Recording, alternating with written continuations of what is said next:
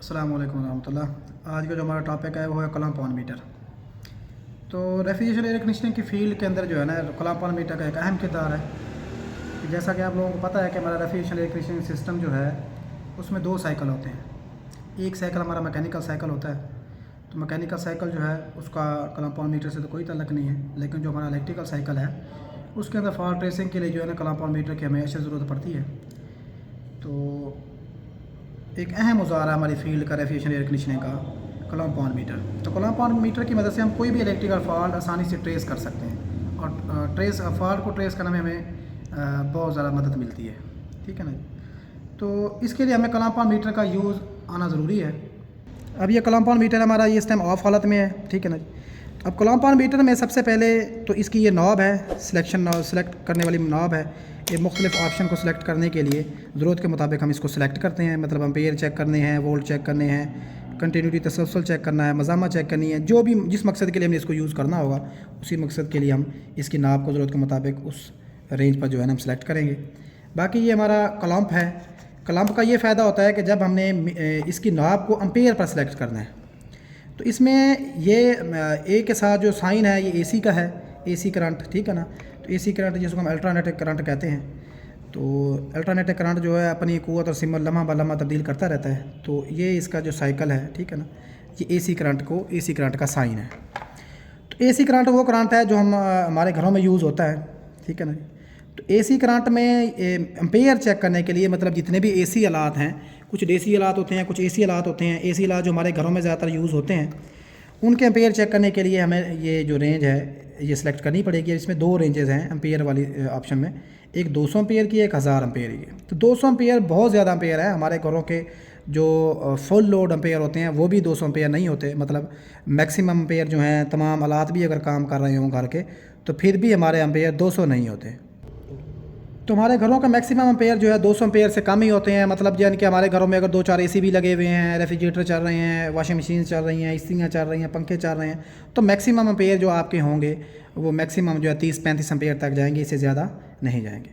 तो ampere check करने के लिए जो मीटर है वो इस हालत में होना चाहिए। इसकी कोई नाप वगैरह की, इसी लीड वगैरह की ज़रूरत नहीं होती। बस इसका जो है कलम पाउंड मीटर जो है सिर्फ क्लैंप, इसको हम कलम पाउंड मीटर कहते हैं इस क्लैंप की वजह से। ठीक है ना।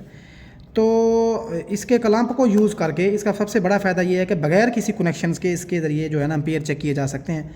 मतलब मल्टीमीटर जो हमारा होता है उसके अंदर जो है एम्पेयर चेक करने के लिए हमें जो है पहले कनेक्शंस करने पड़ते हैं। कनेक्शन करने के बाद फिर जब हम उसको करंट उस आले मीटर में से गुजारते हैं और आले को मुहैया करते हैं, आला रनिंग हालत में होता है, तो तब जो है ना हमारे एम्पेयर जो है ना शो होते हैं। लेकिन कलम पाउंड मीटर में ये फ़ायदा होता है कि हमें अलहदा से कनेक्शंस करने की ज़रूरत पेश नहीं आती, बल्कि जिस आले के हमने एम्पेयर चेक करने हो तो इस क्लैंप में से आले की किसी एक वायर को हमने गुजारना होता है, चाहे न्यूट्रल को गुजार दें चाहे फेस को गुजार दें, तो हमारा आला जो होता है वो एम्पेयर क्या करता है, मेंशन कर देता है। मीटर जो हमारा है उस आले के एम्पेयर जो जितने एम्पेयर वो ले रहा होगा वो शो कर देगा। तो अब हमारा जो मैंने जैसे बताया कि हमारी जो मैक्सिमम एम्पेयर होते हैं 200 से कम ही होते हैं, तो रेंज हमें 200 वाली ही रेंज है, छोटी छोटी रेंज इसमें। तो 200 वाली हमने सेलेक्ट की हुई है। सेलेक्ट करने के बाद ये हमारा कंप्रेसर है, इस कंप्रेसर को हम चलाएंगे। तो इस कंप्रेसर को चलाने के लिए इसके कलम पाउंड मीटर में से किसी एक वायर को गुजार देंगे, दोनों में से किसी एक वायर को। अब इसके एम्पेयर 0 हैं। जैसे ही इसको हम करंट मुहैया करेंगे तो फिर ये एम्पेयर अपने शो कर देगा जब ये रनिंग हालत में आएगा, क्योंकि करंट की तारीफ है किसी कंडक्टर में आज़ाद इलेक्ट्रॉन के मुसलसल बहाव को।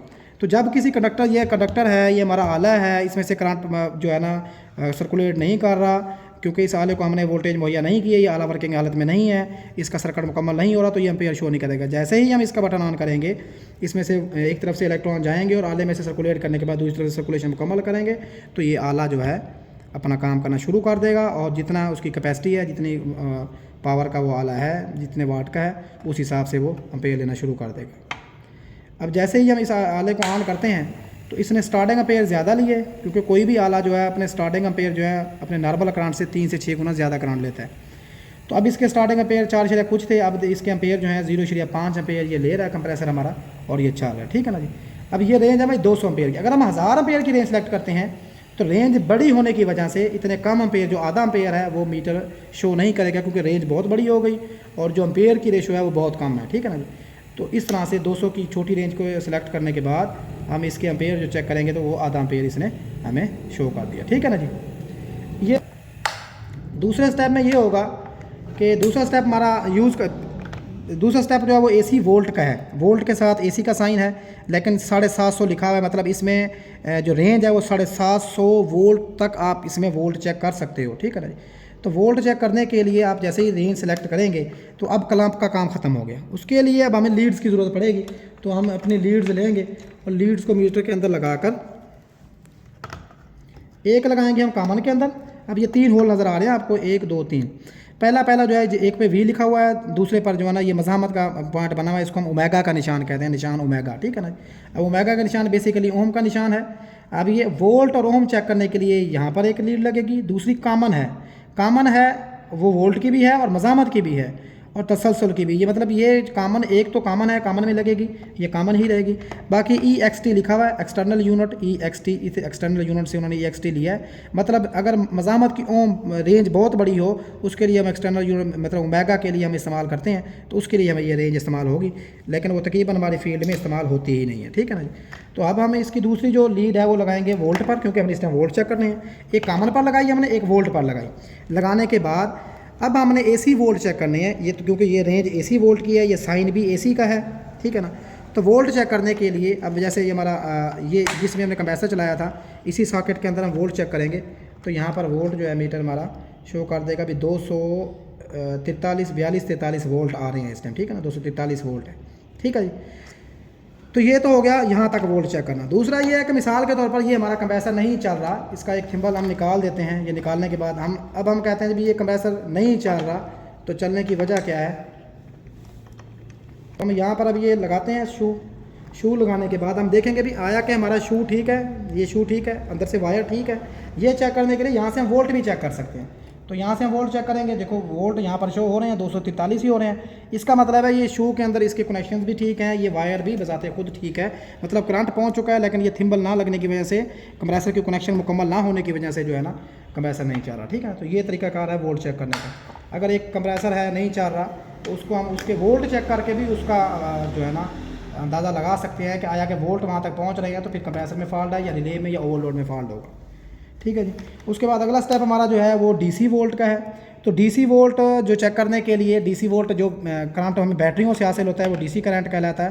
तो बैटरी के भी वोल्ट चेक किए जा सकते हैं। उसके अलावा जैसे आजकल सोलर सिस्टम चल रहा है, सोलर प्लेट्स हैं, या हमारा कोई जैसे कोई सप्लाई होती है, डिवाइस होती है, इन्वर्टर जिसको हम कहते हैं, जो हमारा AC को DC में कन्वर्ट करके देता है, जैसे हम एयर कूलर्स को यूज़ करते हैं, ठीक है ना। तो इस तरह से जो है ना फिर हम DC की रेंज पर सेलेक्ट करके हम DC वोल्ट चेक करने के लिए लीड्स हमारी यहीं पर लगेंगी, एक कॉमन पर एक वोल्ट पर, लेकिन बस यहाँ से हम नाप की सिलेक्शन करेंगे DC वोल्ट पर। DC वोल्ट पर सेलेक्ट करने के बाद हम DC वोल्ट चेक कर सकते हैं। जैसा कि अब हमने DC की रेंज सेलेक्ट कर रखी है, तो DC वोल्ट चेक करने के लिए लीड्स हमारी यहीं पर लगी रहेंगी, और अब हम बैटरी से हम इसको है ना वोल्ट चेक करेंगे। बैटरी से वोल्ट चेक करने के लिए एक लीड जो है हम एक पॉइंट पर लगाएंगे, एक पर लगाएंगे। तो यहाँ पर हमारी बैटरी जो है वो वोल्ट शो कर रही है 10 वोल्ट, ठीक है ना जी। बेसिकली इसके वोल्ट जो होते हैं 12 वोल्ट होते हैं, लेकिन इस टाइम 10 वोल्ट शो हो रहे हैं, तो बैटरी जो है वो 10 वोल्ट शो कर रही है, ठीक है। अब इसके बाद जो हमारी अगली रेंज है वो है तसलसल की। अब इस पर रखने के बाद हमारी मज़ामत वाले पॉइंट पर और कॉमन पर ही लीड्स लगी रहेंगी। जब इनको आपस में मिलाएंगे तो यहाँ पर देखें ये बजल बज रही है। अब ये बजल इस चीज़ का शो कर रही है कि सर्किट मुकम्मल हो रहा है, ठीक है ना जी। अब ये हमारी तार है, इस तार को हमने, ये कंप्रेसर नहीं चलता, इसको चेक करने के लिए हम ये देखेंगे कि आया कि ये वायर ठीक है, शू के अंदर के कनेक्शन मुकम्मल है, हमें शू खोलने की ज़रूरत पेश नहीं आएगी। हम यहाँ से लगाएंगे और रेड वायर के साथ लगाएंगे तो तलक शो हो रहा है। अब ब्लैक के साथ लगाएंगे तो तलक शो हो रहा है, उस वजह से क्योंकि कंप्रेसर के अंदर से वायरिंग मुकम्मल हो रही है। अब यहाँ से हम चेक करते हैं रेड वाली, तो तलक शो नहीं हो रहा। ब्लैक के साथ, तो ये वाली वायर जो है इसका तलक ब्लैक वायर के साथ है, तो ये वायर यहाँ तक ठीक है। अब दूसरे पॉइंट के साथ हम चेक करेंगे इस रेड वाली वायर को, तो तलक शो हो रहा है, इसका मतलब है ये वायर भी ठीक है, लेकिन ब्लैक के साथ तलक शो नहीं हो रहा। अगर ब्लैक के साथ तलक शो होता तो इसका मतलब है या तो शू के अंदर से जो वायर्स हैं आपस में शॉर्ट हो चुकी हैं, या वायर के अंदर से, क्योंकि ये 2 कोर वायर है तो कहीं ना कहीं से अंदर से ये वायर शॉर्ट हो चुकी है, ठीक है ना जी। तो ये तसलसल चेक करने के लिए, किसी भी चीज़ का तसलसल चेक करने के लिए हम यूज़ कर सकते हैं। उसके बाद हमारा है मज़ामत का पॉइंट। तो मज़ामत भी इसी तरह से ही हम चेक करते हैं। मिसाल के तौर पर यहाँ से यहाँ मज़ामत चेक करते हैं, तो यहाँ से यहाँ मज़ामत शो हो रही है, तो इसका मतलब है ये वायर ठीक है, ठीक है ना। अब यहाँ से यहाँ मज़ामत चेक करते हैं रेड के साथ, तो यहाँ से यहाँ मज़ामत भी देखो ये 0.0 20 किलो ओम की रेंज मैंने सेट की है, तो 0.0 ओम मज़ामत आ रही है, मतलब इसकी मज़ामत 0 है। देख रहे हैं। हाँ, ये हो सकता है कि बाज़ दफ़ा ये होता है कि मज़ामत शो हो रही होती है, लेकिन एक वायर की होती है 0 और एक की कुछ ज़्यादा हो रही होती है। तो ज़्यादा मज़ामत शो होने से ये होता है कि वो वायर कहीं ना कहीं से दरमियान में से कमज़ोर हो चुकी है, जिसकी वजह से वो वोल्टेज सही ड्रॉप नहीं कर पा रही। बाज़ दफ़ा इस तरह से भी अलार्म सही काम नहीं करते, ठीक है ना।